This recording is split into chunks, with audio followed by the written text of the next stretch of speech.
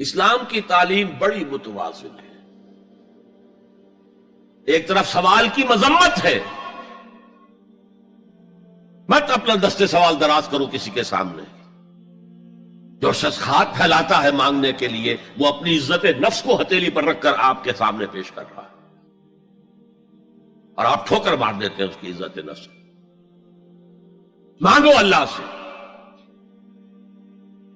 اللہ کسی کے دل میں ڈالے تمہاری ضرورت پوری کر سکتا ہے، بغیر اس کے کہ تم کسی کے سامنے دستے سوال دراز کرو. تو سخت مذمت ہے. اور خاص طور پر بیگری جو ایک انسٹیٹیوشن بن گیا ہے، ایک پیشہ بن گیا ہے، وہ تو اسلام کی تعلیمات کے منافی ہے. اور جس طرح کی ہم خیرات بانٹتے ہیں، 5 روپے کا نوٹ دے رہے ہیں مانگنے والوں کو مسجدوں کے باہر، سمجھ رہے ہم نے حاتم طائی کی خبر کو لات مار دی، حالانکہ حقیقت میں آپ انسٹیٹیوشن آف بیگری کو سپورٹ کر رہے ہیں. کسی ایک کو لے لو، آؤ چلو مجھے اپنا گھر دکھاؤ، مجھے بتاؤ تم واقعی اس قابل ہو یا نہیں ہو، اور پھر اس کی مدد کریں، لمسم کریں. پھر وہ 5 روپے نہیں ایسی دیں کہ وہ کچھ اپنے پاؤں پر کھڑا ہو سکے. میں نے 1 روپیہ نہیں کہا کہ 1 روپیہ تو اب کوئی شے نہیں رہی، لیکن یہ کہ 5 روپے کا نوٹ بھی آپ نے تقسیم کرنے شروع کر دیے، یہ کیا ہے؟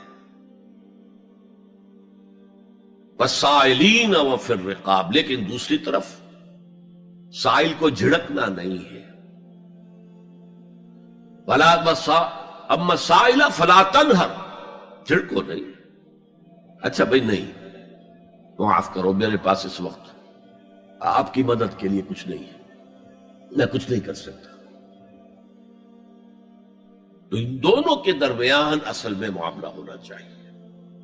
بلکہ یہاں تک بھی فرمایا سائل کو ضرور دو، چاہے وہ گھوڑے پر سوار ہو کر تمہارے دروازے پہ آیا.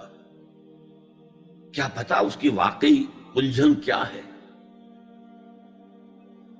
تو سوال کی مذمت اور سائل کو جھڑکنے کی ممانعت.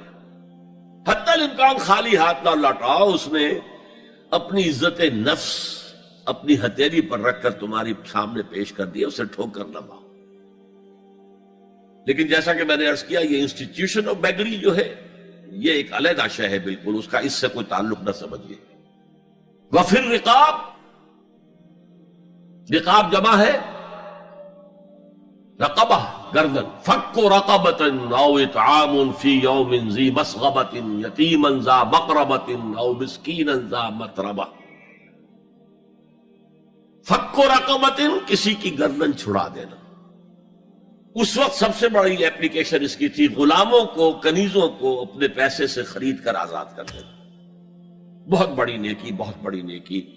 اور حضرت ابو بکر رضی اللہ تعالیٰ عنہ کے دفتر فضائل میں سب سے اونچا کام یہ ہے کہ جن غلاموں کو اور جن کنیزوں کو ستایا جا رہا تھا، their owners, their masters، ان کے آقا کو حق حاصل تھا، جو چاہے کریں ان کے ساتھ. قتل کرنے کوئی پوچھنے والا نہیں ہے. میں پہلے بھی عرض کر چکا ہوں، میری ملکیت ہے، جیسے میری بکری میری ملکیت ہے، میں نے اس کو ذبح کیا، گوشت کھا لیا، تم کون ہوتے ہو پوچھنے والے؟ میرا غلام تھا، میں نے قتل کر دیا، تم کون ہو پوچھنے والے؟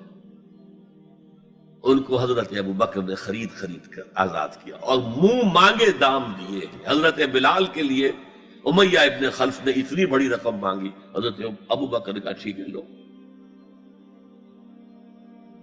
باپ نے کہا بھی ابو قحافہ نے، ابو بکر کو کوئی غلام خریدنا ہی تھا تو کوئی طاقتور آدمی جو کام آ سکے کہیں، اس کو خریدنا چاہیے. انہیں کیا پتا ابو بکر کس لیے خرید رہا اور کس کے لیے خرید رہا. آج کے دور میں اس کی اپلیکیشن ہوگی. کوئی شخص جو ہے اگر قرض میں اس طرح جکڑا جائے کہ لاکھ ہاتھ پاؤں مارے نکل نہیں سکتا، اس کو کوئی لمپ سم مدد دے کر اس قابل کیا جائے کہ وہ پھر اپنے پاؤں پر کھڑا ہو جائے. یہ نہیں کہ اسے آپ ہر مہینے کچھ رقم دیتے رہے مینٹیننس کے لیے، نہیں. اس سے تو وہ اسی پوزیشن میں رہے گا. یہ بعض مائنورٹی کمیونٹیز کے اندر یہ معاملہ موجود ہے.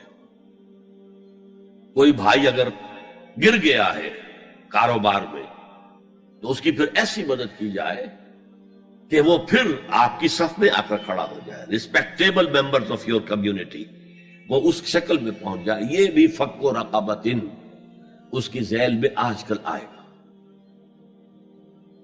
اب اس کے بعد آیا وَأَقَامَ الصَّلَاةَ وَآتَى الزَّكَاةَ. یہ دو کیا ہیں؟ یہ عبادات کی شکل میں دو ستون ہیں جو ان دو چیزوں کو سپورٹ کرتے ہیں جو اب تک بیان ہوئی ہیں. ایمان کو تازہ رکھنے کے لیے نماز قائم کرو. ہر نماز ایمان کی تجدید ہے. اقیم الصلاۃ لذکری، نماز قائم کرو میری یاد کے لیے. اپنا عہد اللہ کے ساتھ تازہ کرو. ایاک نعبد و ایاک نستعین، اے اللہ ہم تیری ہی بندگی کرتے ہیں اور کرتے رہیں گے، تجھ ہی سے مدد مانگتے ہیں اور مانگتے رہیں گے.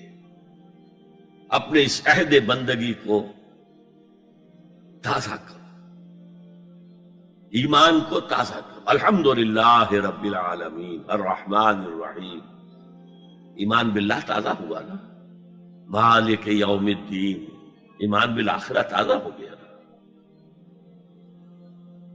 یہ ہے ایمان کو قائم رکھنے کے لیے، نیکی کی اس روح کو برقرار رکھنے کے لیے اللہ تعالی کی طرف سے یہ ستون ہے.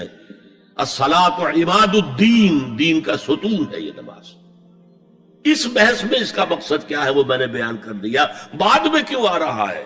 یعنی کہ اصل شے ہے ایمان، اور ایمان کو سپورٹ کرنے والا ستون ہے نماز.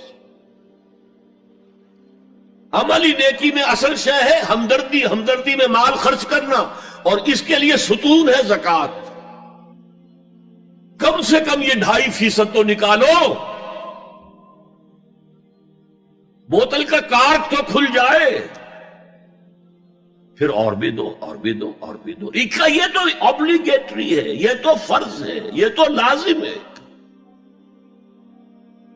لیکن مقصد کیا ہے؟ اس کو جو سمجھ لیا بس یہی زکوٰۃ ہی ہمارے ذمے میں ہے، وہ بڑے مغالطے میں. حضور نے فرمایا صلی اللہ علیہ وسلم ان فی المال حقا سوى الزکوٰۃ. اے مسلمانوں یہ نہ سمجھنا کہ بس زکوٰۃ ادا کر دی تو تمہارے مال کا سارا حق ادا ہو گیا. ان فی المال حقا سوى الزکوٰۃ، تمہارے اموال میں حق ہے اللہ کا زکوٰۃ کے علاوہ بھی. اور پھر آپ نے یہ آیت پڑھی وَآتَى الْمَالَ عَلَىٰ حُبِّهِ ذَوِي الْقُرْبَىٰ وَالْيَتَامَىٰ وَالْمَسَاكِينَ وَابْنَ السَّبِيلِ وَالسَّائِلِينَ وَفِي الرِّقَابِ وَأَقَامَ الصَّلَاةَ وَآتَى الزَّكَاةَ. یہاں آتا زکوٰۃ تو ہے ہی ہے، اس سے پہلے جو آ رہا ہے یہ سرپلس ہے، اس سے آگے کی بات ہے، یہ ایڈیشنل ہے. اسی لیے جب انفقوا انفقوا انفقوا انفقوا انفقوا کی جو تکرار ہوتی ہے قرآن مجید میں، تو ایک جگہ پھر سوال کیا صحابہ نے کتنا خرچ کرے حضور؟ فرمایا قل العفو، کہہ دو جو بھی ضرورت سے زائد دے ڈالو. Don't accumulate, don't retain any thing.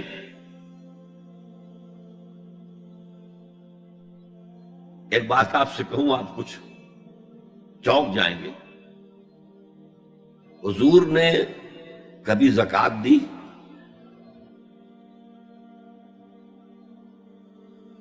کبھی نصاب کے بقدر پیسہ آپ کے پاس جمع ہوا کہ آپ پر زکوٰۃ واجب ہوتی؟ کیسی عجیب بات ہے. ارکان دین میں سے ایک رکن سرے سے غائب. کبھی آپ نے مال رکھا ہی نہیں. حضور کا اسوہ ہم جانتے ہیں، مسواک کر لی ہے، پانچے جو ہے ٹخنے سے اوپر کر لیے ہیں، یہ اسوہ ہے. ہاں ہے، یہ بھی ہے، ٹھیک ہے، سنت ہے.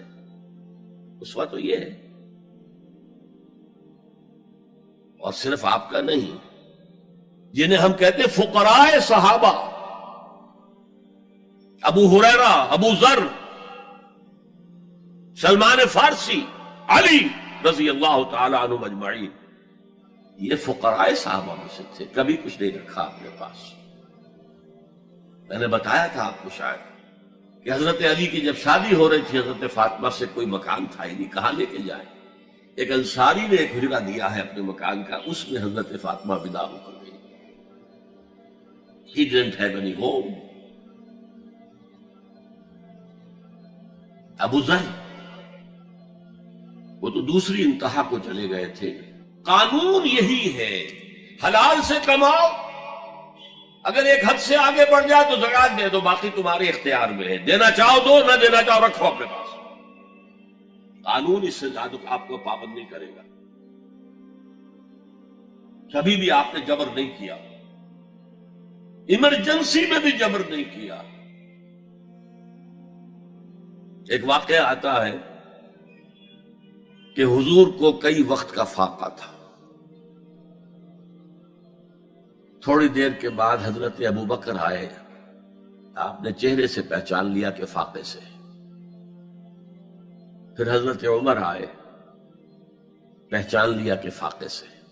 شاید حضور خود اپنے لیے نہ اٹھتے نہ جاتے، اپنے دونوں ساتھیوں کو لے کر ایک انصاری کے باغ میں پہنچ گئے. انصاری کی عید ہو گئی، فوراً لا کر اس نے کچھ کھجوریں کچھ انگوروں کے گوشے رکھے.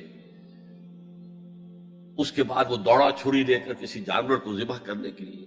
یہ ساری تفصیلیں میں کیا بتا رہا ہوں. مال یہ نہیں تھا کہ مدینے میں سبھی فاقے سے تھے، موجود تھے جن کے پاس مال تھا، لیکن جبرن آپ نے کسی سے کچھ نہیں لیا. جب وہ چھری لے کر چلا، فرمایا دیکھنا کسی دودھ والے جانور کو نہ ذبح کرنا. بہرحال کچھ دیر کے بعد وہ گوشت پکا کر لایا، روٹیاں رکھی.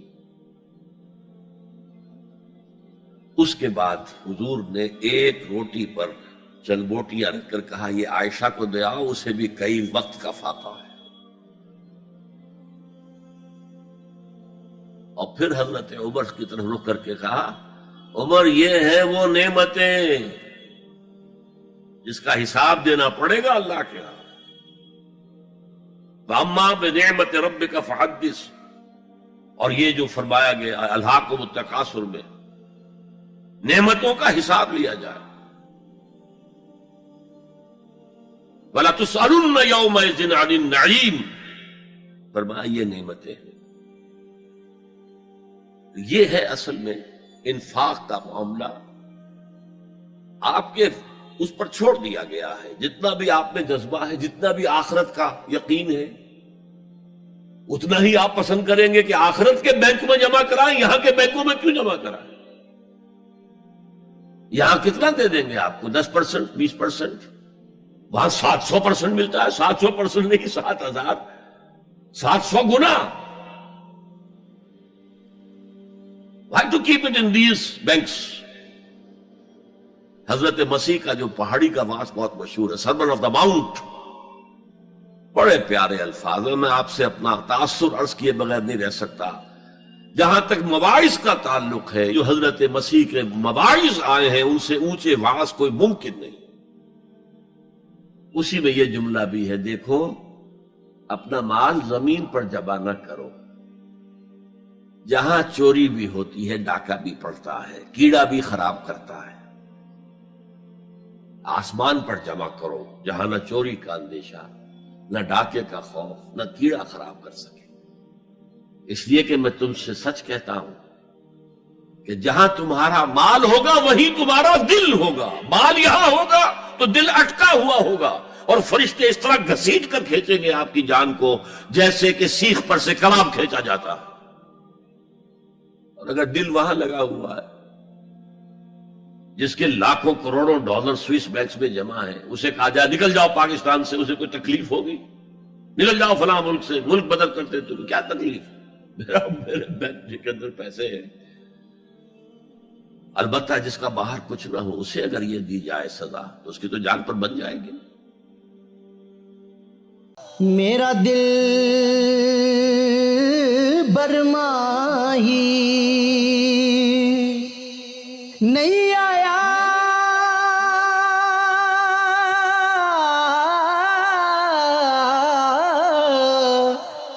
میرا دل برماہی ایویں بولنا جھوٹے آقا،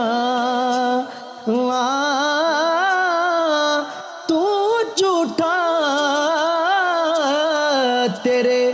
ਓਏ ਬੋਲ ਵਿੱਚ ਝੂਠੇ ਤੈਨੂੰ ਤਾੜੀ ਮਾਰ ਉਡਾ ਤੂੰ ਝੂਠਾ ਤੇਰੇ ਬੋਲ ਵਿੱਚ ਝੂਠੇ